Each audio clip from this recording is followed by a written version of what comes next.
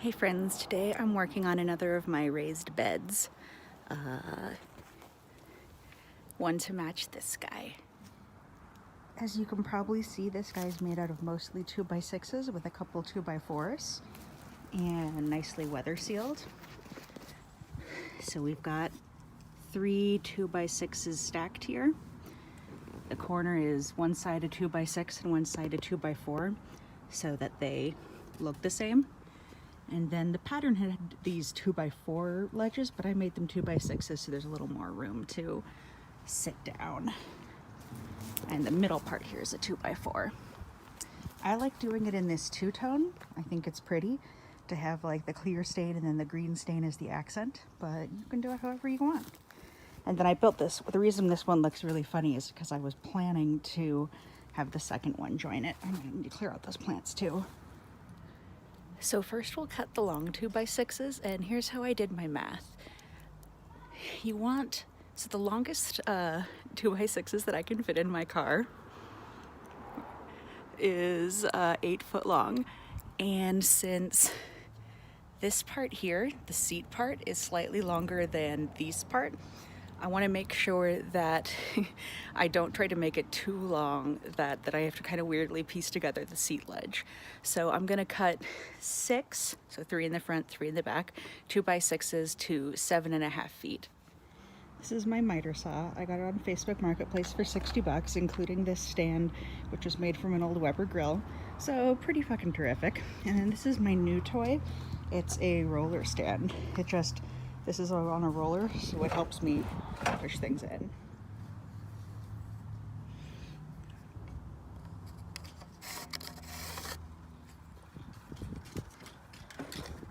Wow, this roller stand makes it really easy.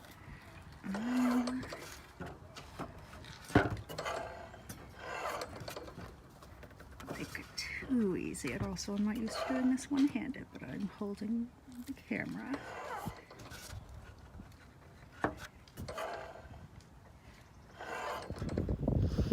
Wear your goggles when you're sawing. You don't want a piece of crap to fly into your eye. I like these ones because my glasses fit inside them. So since I'm cutting all of them down from 8 foot to 7'6", I know that this is where I want all of them. So I'm gonna make myself a little stop block with a piece of scrap and this C-clamp that I got at a garage sale for $2. Voila.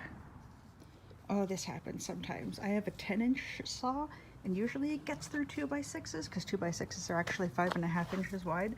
You can see it didn't quite do it there, but that's okay because we have our stop block, which makes it really easy. Can just flip her over. Sorry. Normally do this with 2 hands. Flip her over, and then, yeah, see, she's gonna be perfect. Voila.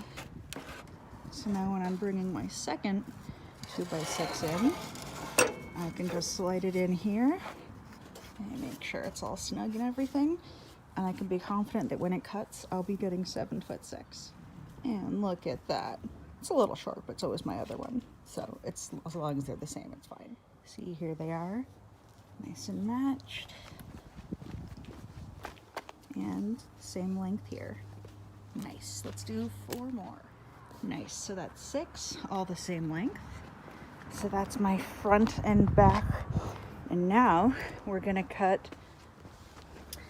the ends. These are 2 feet long, which you can't quite see because they're cornered in the green, but I promise you they're 2 feet wide. Basically with a garden bed, if you're coming at it from both sides, you can get away with it being like 4 feet wide because then you can actually like reach across. But this one, since it's up against this wall, I didn't want to go more than 2 feet wide because I wanted to be able to get in there. This is the part of the house that gets like the best full sun most of the day, so I'm putting my tomatoes in there because they're hungry little sun chompers. It's full of leaf mulch right now, but I'm gonna move that later. All right.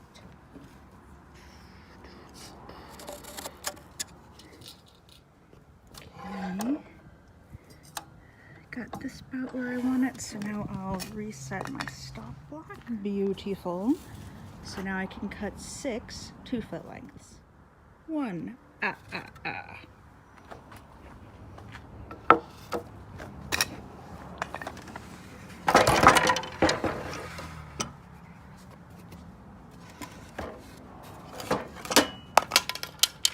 Man, one-handed is weird. Gotta get my stand. 2, 3, and that's only, can I get a 4th one out of this one? It's supposed to be 8 feet long, so you'd think I could get 4 2-foot lengths out of it, but the fact is, when the blade is cutting, the blade is a certain width, so, oh, actually, this is close enough. Nice. So when the blade cuts it, it actually removes like a little bit of the wood, so there's a little bit of waste. But weirdly, this worked out just right for this guy. So there's 4, 5, and there is 6. So now, so now I'm gonna take a small break from cutting, which I don't usually do. I normally like to make, oh, there's my beautiful wife, she's so pretty. I normally like to make all my cuts at once, just batch it that way. But the waterproofer that I'm using on these pieces that I've just cut has a really long cure time. It needs at least 24 full hours. And since I want to finish this, it's Saturday now, and since I want to finish this weekend, I need to get my shit together right now. So I'm going to take a break and do that. So make sure you lock your miter saw down, which normally there's a little like thing here, and unplug it too. So this is what I'm using on the clear side, this Thompson water seal. It just changes the color a little bit, and it's supposed to be pretty good and last pretty long. The reason you want to water seal your raised beds is because the soil is going to get really moist, and if you don't, and you're not using like pressure treated wood, which has gross chemicals that'll leach in and like poison your tomatoes, if you don't like give it something good, then eventually the wet soil will cause it to rot out. You can actually have a layer of plastic in there too. But yeah, you don't want to do that and have to keep replacing your boards, and it'll be a huge pain in the ass. So just spend a little extra time making it pretty now, and then instead of lasting for like a year and a half or 2 years, maybe it'll last for like 10 years. I don't know. People on the internet say a lot of different things. So I don't know. Check back in a couple of years. I'll tell you how it went. Goop. Oh, don't drip. It's gonna drip a little.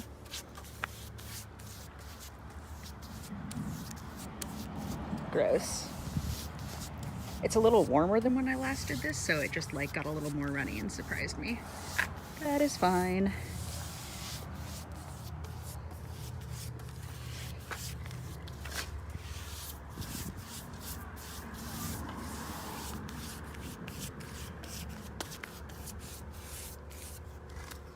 Alright, got both sides and get the ends, even though the ends are, oh yeah, make sure you got all your stickers off. Even though the ends will be covered, moisture can still enter that way. I just took a break. I got all the stuff finished. You can't see it out there because it's blown out. And then I helped my wife dig up a shrub, and now I'm taking a break with a delicious Dr. Pepper. Ding. And don't overdo it, especially out in the sun. Okay, that was a nice break. Now I'm gonna do the cuts for the green pieces. So there are 6, 3 on the front and 3 on the back, 2x4 pieces. And then there are 4 of the same length, 2x6 pieces that are on either side. Now when I was making those beds, I already cut the 2x4 pieces I needed.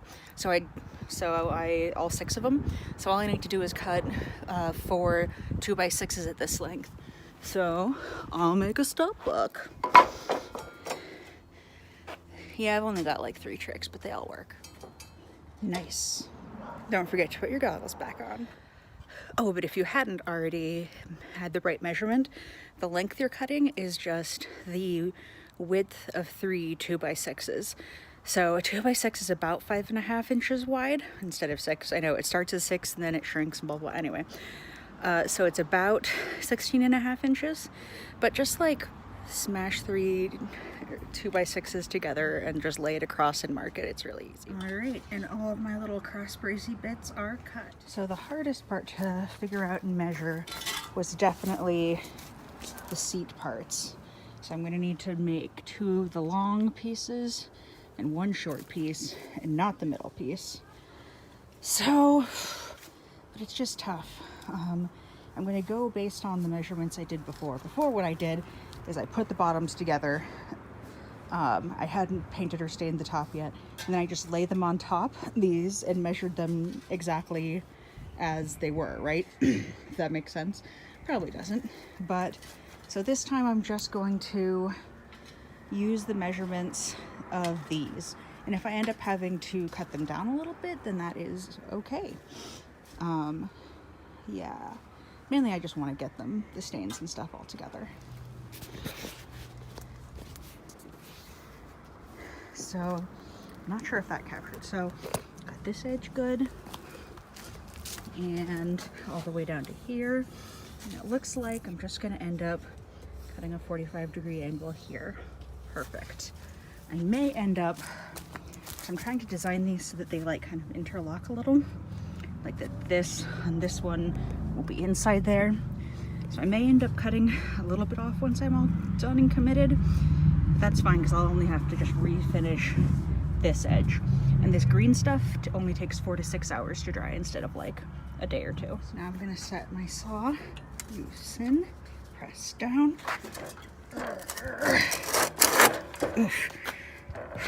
Already need both hands. Set this to 45. I promise it actually is on 45. You can feel it lock in there. It's pretty cool. Tighten it up. You can do it either way. I decided to cut it this way because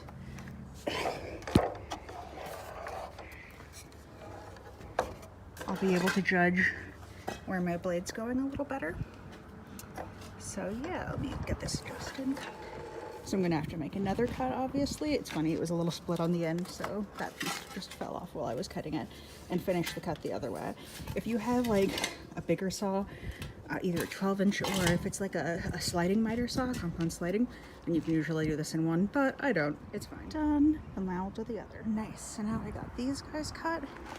Now I just need to figure out this shorter piece. So let's measure. Okay, the outer length is a little less than 35. The inner length is a little more than 24. Okay, I can work with that. So if I need, I don't need to for this because they're sharing a middle, but if I needed to do a duplicate cut for the other end, one thing I like to just lazily do is stack it on top and then get it lined up just right against the blade. Just notch it until, anyway, just another kind of cheater way. Okay, I'm back. I'm doing the green parts now. Love your driveway, put down some cardboard. And I'm using these things called painter's pyramids. You can get them at your hardware store.